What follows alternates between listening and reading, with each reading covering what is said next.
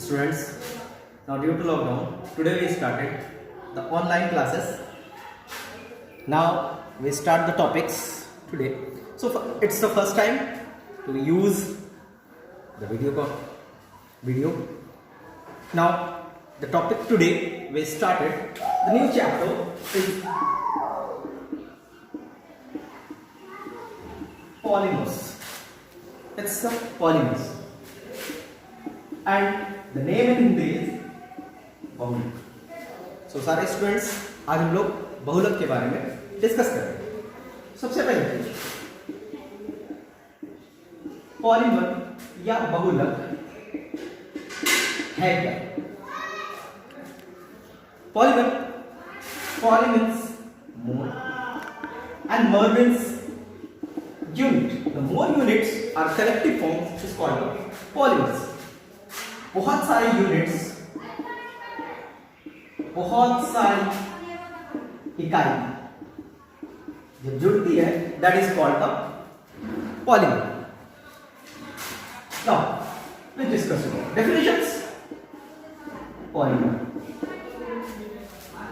जब दो या उससे अधिक श्रृंखलाएं आपस में एक दूसरे के साथ जुड़कर एक नई संरचना का निर्माण करती है उसको कहते हैं पॉलीमर. ठीक है, just like example polythene, PVC, polyvinyl chloride.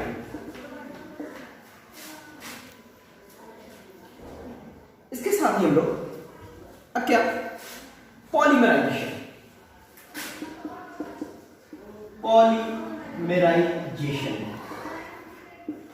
बहुलीकरण. वह प्रक्रिया जिसमें बहुत सारी छोटी छोटी इकाइयां एक दूसरे के साथ जुड़कर बहुलक का निर्माण करती है उसे कहते हैं पॉलीमराइजेशन या बहुलीकरण. Next monomer. इट्स कॉल्ड इक्लक. बहुलक की वह सूक्ष्मतम इकाई जिससे बहुलक का निर्माण होता है उसे कहते हैं इक्लक. बहुलक की वह सूक्ष्मतम इकाई जिससे उसका निर्माण होता है उसको कहते हैं मोनोमर. जस्ट लाइक पॉलीथीन का इथेन, पीवीसी का VC. Polymers. Now we discussed about type of polymers, classification of polymers. Okay.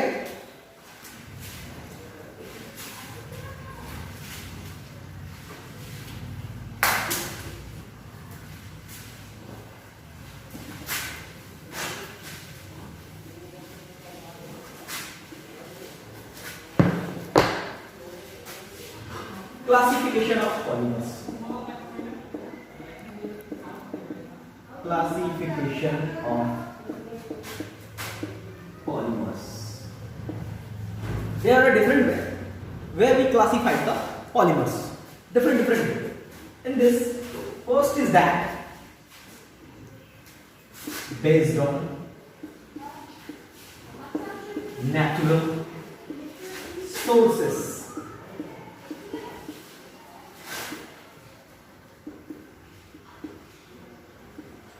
प्राकृतिक स्रोत के आधार पर. इन दिस वे इस आधार पर पॉलीमर्स को तीन भागों में बांटा जाता है. इस आधार पर पॉलीमर्स तीन तरह के होते हैं. पहला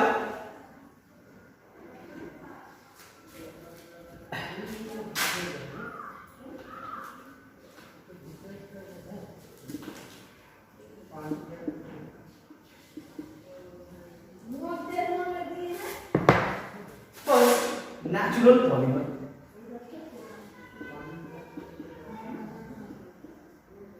Second one, semi synthetic polymer. And last one is synthetic polymer. So, natural polymer.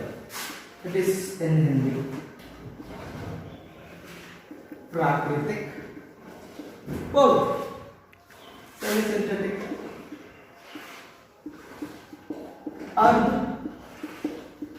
संश्लेषित बहुलक. And last one is that संश्लेषित बहुलक.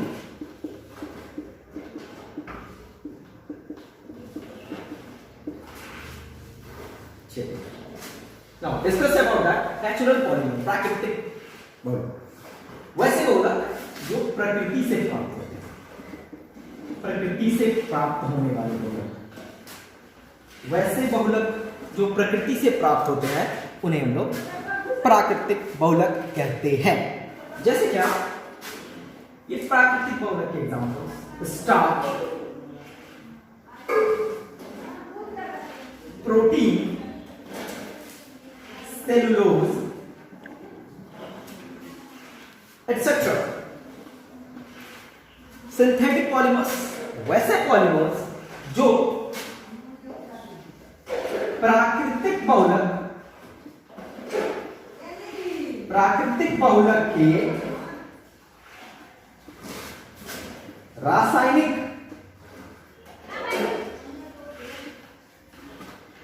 रूपांतरण से बनाए जाते हैं, वो कहलाते हैं अर्ध संश्लेषित बहुलक, जिनमें हम लोग कहते हैं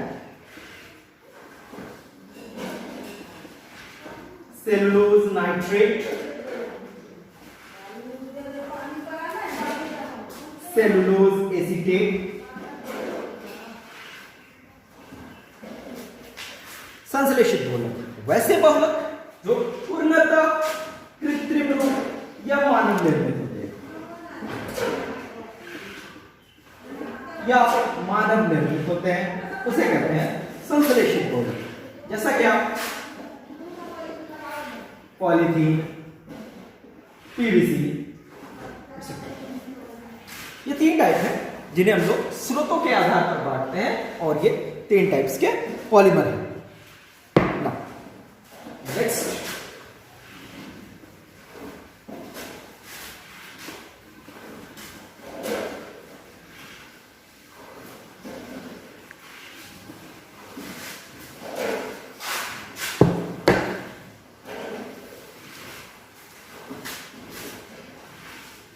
based on monomer units, based on unit, इकाइयों के आधार पर, इकाइयों के आधार पर. सो फर्स्ट यूनिट इज प्राकृतिक स्रोतों के आधार पर, एंड नाउ इट इज इकाइयों के आधार पर. इकाइयों के आधार पर बहुलक 2 तरह के होते हैं. जी, इकाइयों के आधार पर बहुलक 2 तरह के होते हैं, जिनमें से पहला है homopolymer,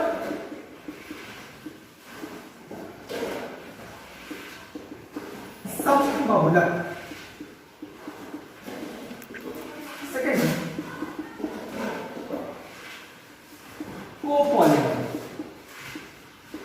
that's called सहबहुलक.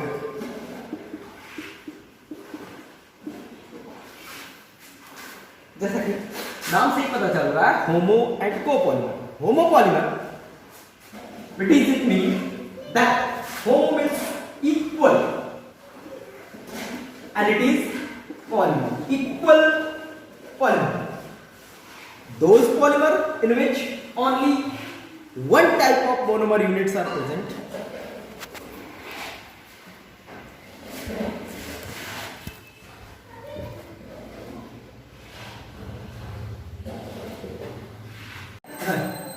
Based on units इकाइयां 2 प्रकार की होती है, एक समबहुलक और एक सहबहुलक. समबहुलक वैसे इसमें सम और बहुलक ये इक्वल पॉलीमर्स या equal amount of units are connected, they are called the copolymer. Homopolymer and homopolymer contains similar types of one unit are arranged एक ही प्रकार की इकाइयां, वैसे बहुलक जिनमें एक ही प्रकार की इकाइयां बार बार जुड़ करके एक बहुलक का निर्माण करती है, उसे कहते हैं हम लोग सहबहुलक, समबहुलक। जैसे पॉलीथीन, पीवीसी, ये सारे बहुलक जो हैं वो सारे समबहुलक। आते सहबहुलक। सह मतलब साथ होना, जुड़ना। जब दो या उससे अधिक इकाइयां एक साथ जुड़ती है उन्हें कहते हैं हम लोग सहबहुलक। जब दो या उससे अधिक इकाइयां जुड़कर बहुलक बनाती है, बहुलक का निर्माण करती है। When more than two monomer units are connected to form a polymer, they are called the copolymers. Like that, nylon 6,6, nylon 6,10,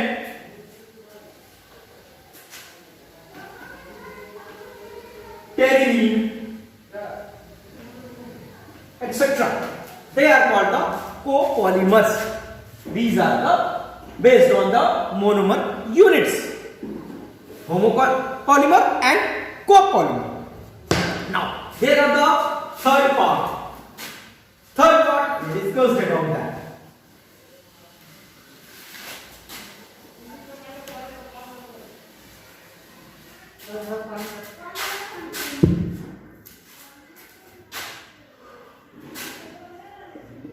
Classification on the basis of structure.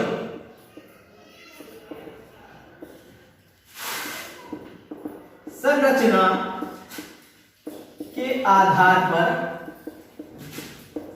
वर्गीकरण।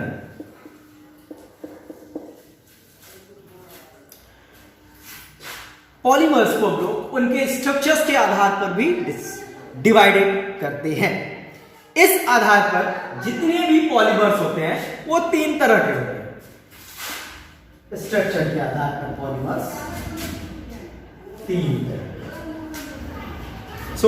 जिनमें पहला क्या है, लीनियर चेन पॉलीमर, रैखिक श्रृंखला बहुलक।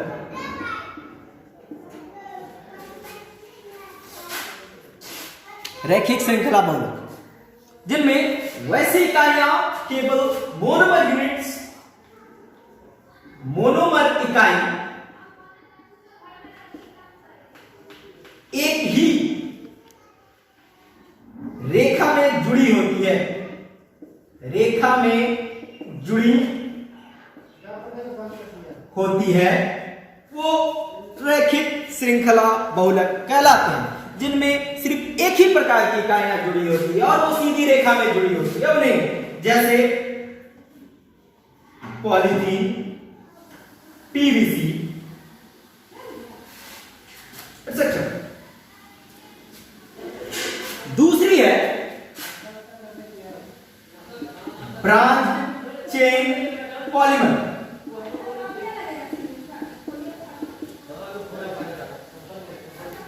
ब्रांच चेन पॉलीमर शाखित श्रृंखला बहुलक, जिसमें सीधी रेखाओं के साथ साथ कुछ कुछ शाखाएं भी निकली हुई रहेंगी, उनको हम लोग कहते हैं ब्रांच चेन पॉलीमर। जिनमें सीधी रेखाएं और साखित रेखाएं दोनों जुड़ी हुई होती हैं।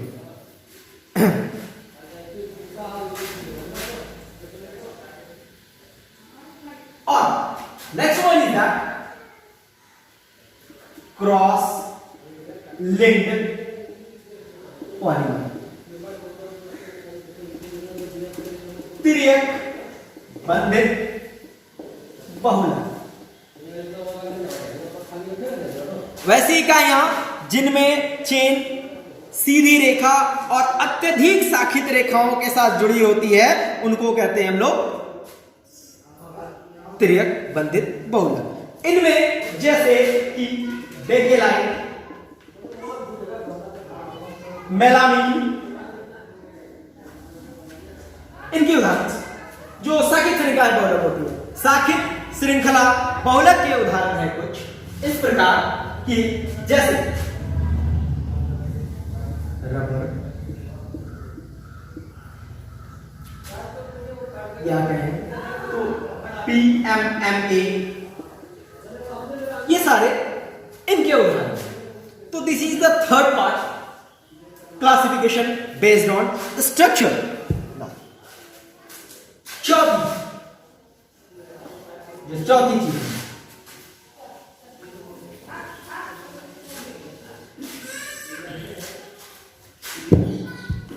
चौथी चीज यहां आती है कि बहुलीकरण प्रणाली के आधार पर,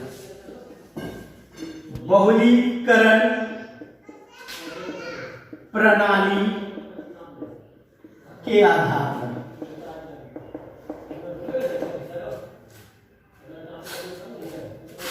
basis of polymerization process,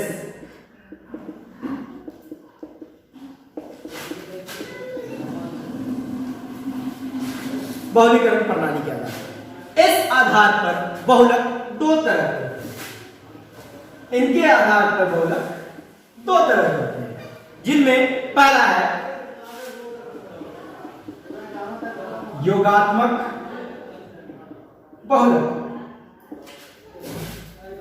या यूं कहें this is called the addition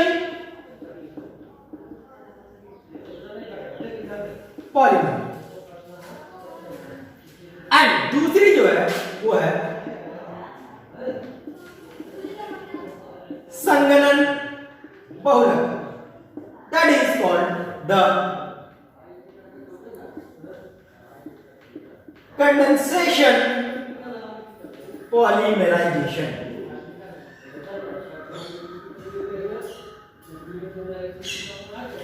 polymer condensation polymer. So what happen both, दोनों में क्या है, योगात्मक मतलब चीजों को जोड़ना।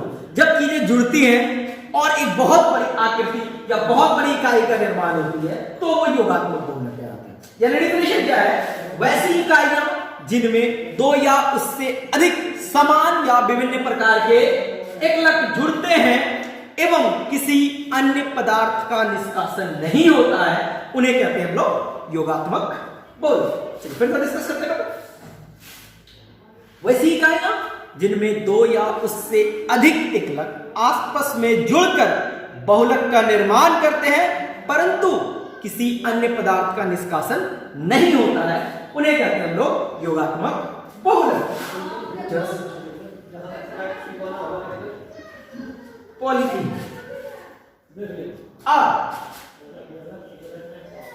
पॉली विनाइल क्लोराइड और पॉली एक्राइलो नाइट्राइल, ये सारे यूनिट्स योगात्मक बहुलक कहलाते हैं। संगणन बहुलक, वैसे बहुलक जिनमें दो या दो से अधिक इकाइयां जुड़ती है परंतु एक किसी अन्य पदार्थ का साथ में निष्कासन भी होता है। वैसे बहुलक जिनमें दो या दो से अधिक एकलक इकाइयां जुड़ती है एवं साथ में किसी अन्य पदार्थ का निष्कासन होता है, उन्हें कहते हैं हम लोग संगणन। जैसे क्या, नायलॉन 6 इनमें जुड़कर किसी अन्य पदार्थ का निष्कासन होता है। जिस प्रकार इस तरह से हम लोग देखिए, नायलॉन 66 दो इकाइयों से मिलकर बनता है, एक अल्कोहल और एक एसिड। नायलॉन 66 बनता है एमीन और अल्कोहल के साथ मिक्स करके संघनन बहुलक का निर्माण करते हैं। नायलॉन 66 या नायलॉन 610 या यूं कहें सारे पॉलीएस्टर एंड पॉलीएमाइड बहुलक, इनको कहते हैं लोग बहुलीकरण प्रणाली के आधार पर वर्गीकरण। चलिए अब हम लोग आते हैं लास्ट वाले पे।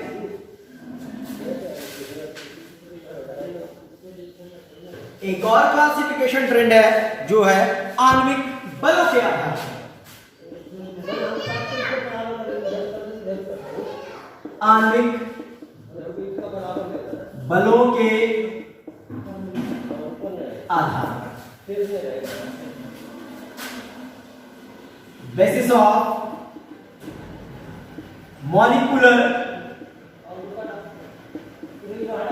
Forces, basis of molecular forces, आणविक बलों के आधार पर, जिसमें पहला है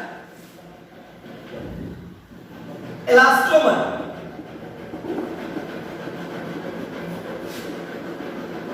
इलास्टोमर, इनके मध्य आकर्षण बल अत्यंत दुर्बल होता है। अणुओं के मध्य जब आकर्षण बल दुर्बल होता है उन्हें कहते हैं इलास्टोमर। दूसरी फाइबर, इनके मध्य आकर्षण बल कुछ स्ट्रॉन्ग होता है,